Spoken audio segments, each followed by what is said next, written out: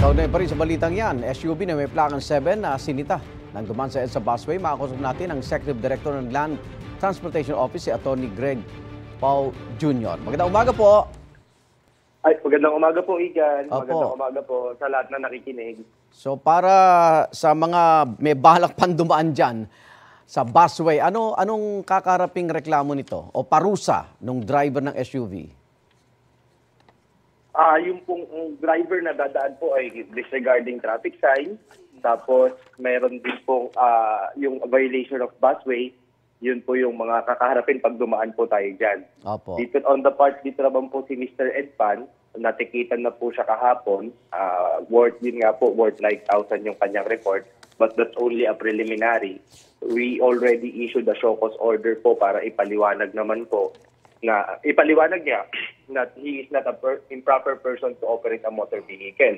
After our findings po, makita natin na improper siya, i-revoke po natin ang kanyang lisensya. In the meantime po, suspendido na rin po ang kanyang lisensya for a period of 90 days. Okay.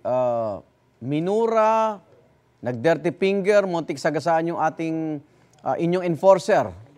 Ito'y lalong nakabigat sa kanyang kaso.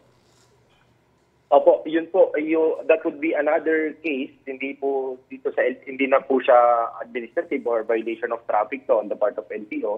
But the enforcer can file the appropriate criminal case po doon po sa nangyari po sa kanya kung ano man po ang naramdaman niya po nung time na hinuhuli niya ito. Opo. Na-establish na ho na peke ho yung plakang 7. Opo, tama po, Igan. Peke po in the sense na hindi po ito inisyo ng LTO. Opo. Hindi po ito galing sa LTO. Yung kumpanyang Orient Pacific Corporation, batay sa website nila, pag-aari ng Gatchalian. May pananagutan ho ba sila?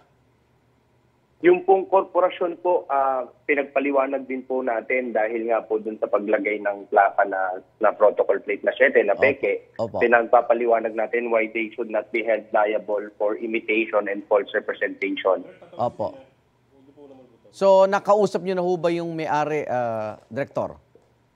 Hindi pa po, kung yung simulan po yung nag-appear kahapon, yung director, pakilala po na director, yun lang po ang ating nakausap. Opo. On the part of LTO po, hindi pa po natin nakikita personally, wala pa po tayong personal knowledge kung sino Opo. po yung nagmamayari ng sasakyan, ng Orient Pacific dahil hindi pa po natin nakikita yung GIS ng korporasyon. Pero may pananagutan sila?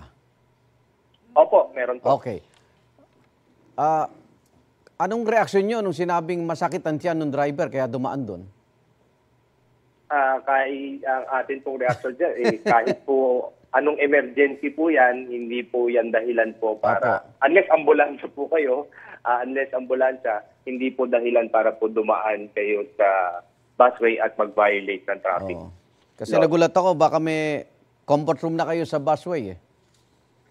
Wala po. Wala po. So, babala na lang po natin ulit. At alam nyo, napakasimpleng utos, Tagalog na nga, ba't marami pa rin dumadaan? So, manawagan na po ulit tayo, Director. Opo, nananawagan po sa ating motorista, lalo-lalo po dito po sa mga dumadaan sa EDSA.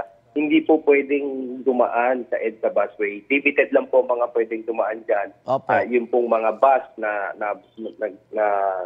nagbabiyahe po dyan, ambulansya, yung presidente, vice-presidente, senate president, and speaker, saka yung mga enforcers po. Wala pong exemption po doon.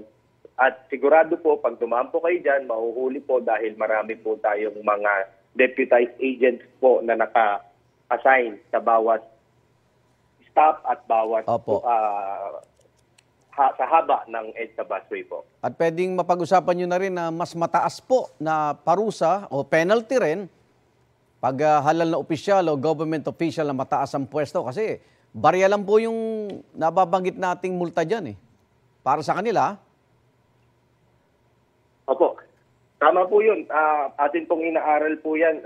Igan, itaas na nga po ito. Yes. Idagdag ko lang po sa mga drivers. O maliit man po para sa inyo o para sa inyong mga amo yung fine. Pero meron po tayong demerit system. Kapag ito po ay na konsumo nyo, pwede pong ma-revoke ang lisensya ninyo. Ayun, malinaw. Maraming salamat po, LTO Executive Director Attorney Greg Pau Jr. Ingat po kayo. Salamat po, Igan. Salamat po.